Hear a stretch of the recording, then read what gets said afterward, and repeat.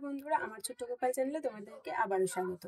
তো চলে এসেছি তোমাদের জন্য আরো একটা নতুন ভিডিও নিয়ে। বন্ধুরা, কালকে কিন্তু আমি প্রথম আর দ্বিতীয় অধ্যায়টা পড়েছিলাম। তো আজকে তোমাদের কাছে আমি তৃতীয় অধ্যায়টা পড়ে শোনাবো। তো তোমরা পুরো ভিডিওটা দেখো, কেউ কিন্তু স্কিপ করো না। তো চলো ভিডিওটা শুরু করছি।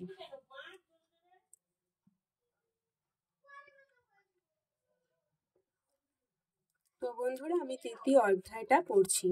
বঙ্গানুবাদ।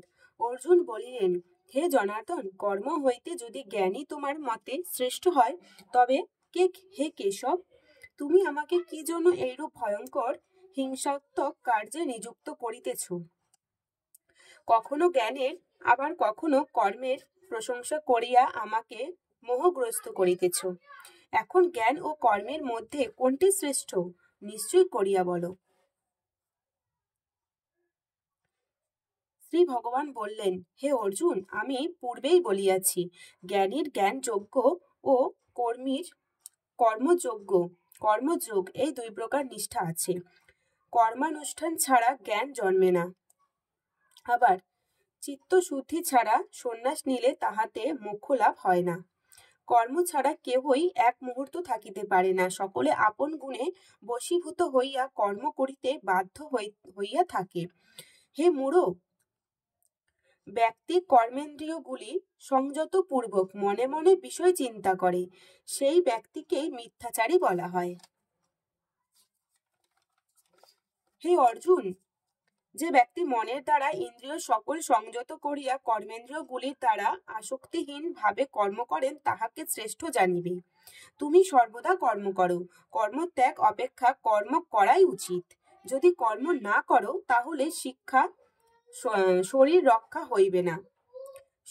ঈশ্বর প্রীতির জন্য কর্ম ছাড়া কর্মবন্ধনের হেতু স্বরূপ হইয়া থাকে।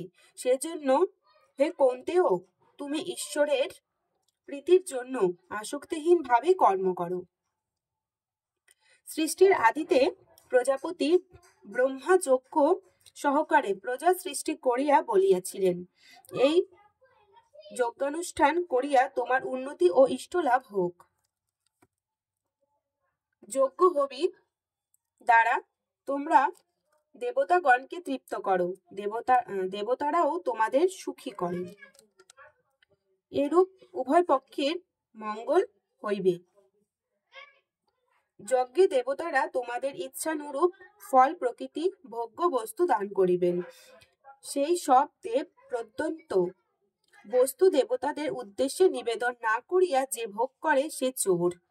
যজ্ঞা বশিষ্ঠ খাদ্য ভোজনকারী সর্বপাপে মুক্ত হয়, কিন্তু নিজের জন্যই যে আহার প্রস্তুত করে তাহারা পাপী আহার করে থাকে।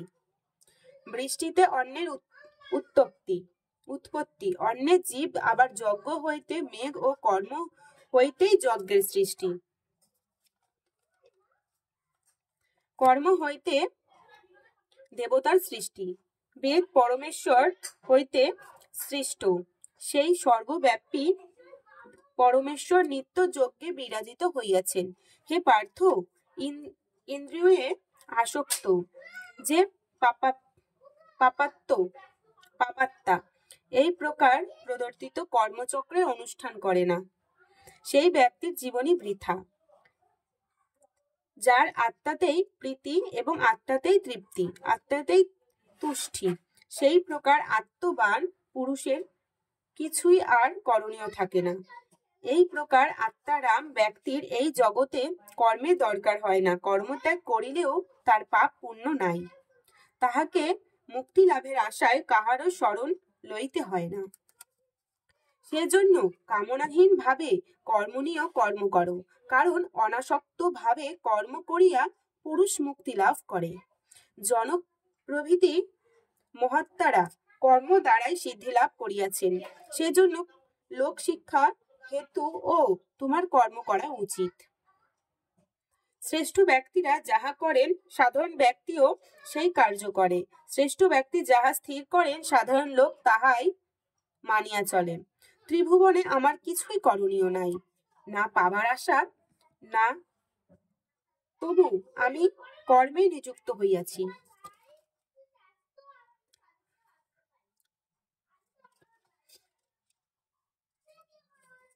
হে পার্থ, যদি আমি অলস হইয়া কর্ম না করিতাম, তাহা হইলে সকল মনুষ্য আমারই পথানুসরণ করিত।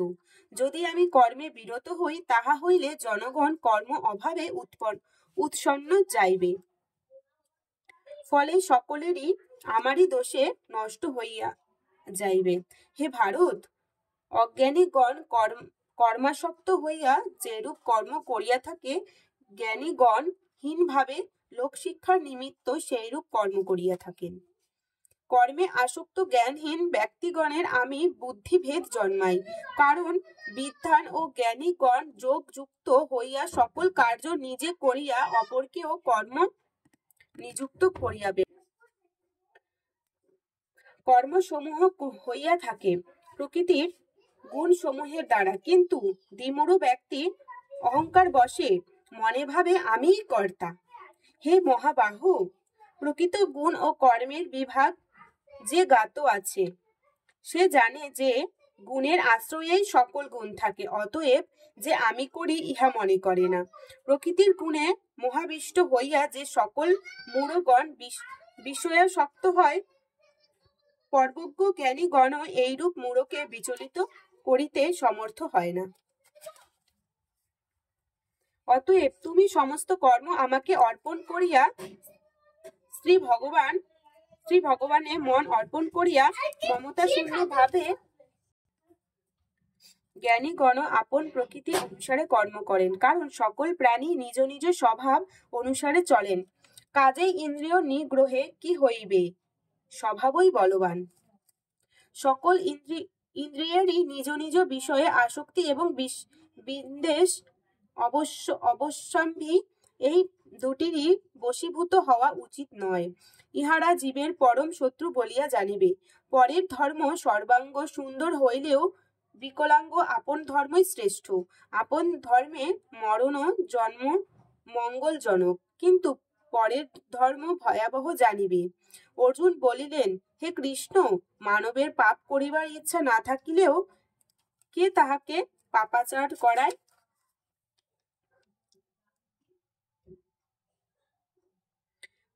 শ্রী ভগবান বলিলেন, ইহাদের একটি কাম আর অপরটি ক্রোধ, এই দুটির সৃষ্টি রজগুণ হইতে। কাম বাধা পাইলেন ক্রোধের উদ্রেক করে, ইহার মতো শত্রু এ সংসারে কেহ নাই। ধোঁয়া যেমন আগুনকে, ধূলি ইত্যাদি যেমন দর্পণকে, গর্ভ আবরক চর্ম যেমন গর্ভকে আবৃত করে, ক্রম সেইরূপ প্রকৃত জ্ঞানকে আবৃত করিয়া রাখে। হে কৌন্তেয়, মানবের পরম শত্রু কাম। কামকে তুষ্ট করা যায় না, ইহা আগুনের ন্যায় জ্ঞানকে ঢাকিয়া রাখে। কামের আশ্রয় স্থান হইল ইন্দ্রিয় সকল, মন ও বুদ্ধি। এইগুলির সাহায্যে কাম জ্ঞানকে ঢাকিয়া মানবগণকে মোহাভিভূত করে। হে ভারতকুল চূড়ামণি, এই জন্য তুমি সবার আগে ইন্দ্রিয় দমন করিয়া দুষ্ট কামকে নাশ করে। যেহেতু কামই মানুষের জ্ঞান বিজ্ঞান নষ্ট করে, শরীর অপেক্ষা ইন্দ্রিয়, ইন্দ্রিয় অপেক্ষা মন, মন অপেক্ষা বুদ্ধি শ্রেষ্ঠ, আবার বুদ্ধি অপেক্ষা শ্রেষ্ঠ আত্মা। হে মহাবাহু, তুমি এইরূপ আত্মাকে বুদ্ধিরও অতীত জানিয়া বুদ্ধির দ্বারা মনস্থির পূর্বক দুর্নিবার কাম রূপ শত্রুকে ধ্বংস করো। ইতি কর্মযোগ নামক তৃতীয় অধ্যায়। তো বন্ধুরা, আমার গিয়ে তৃতীয় অধ্যায়টা পড়া হয়েছে, পুরো সমাপ্ত হয়ে গেছে। তো আজকের তৃতীয় অধ্যায়টা এই পর্যন্তই ছিল। ভিডিওটা ভালো লাগলে লাইক কমেন্ট শেয়ার আর অবশ্যই চ্যানেলটা সাবস্ক্রাইব করে দিয়ে যাবে। তো দেখা হবে তোমাদের সাথে আগামীকাল নতুন ভিডিওর সাথে। ততক্ষণ সবাই ভালো থেকো, সুস্থ থেকো। আজকের মতো সবাইকে টাটা।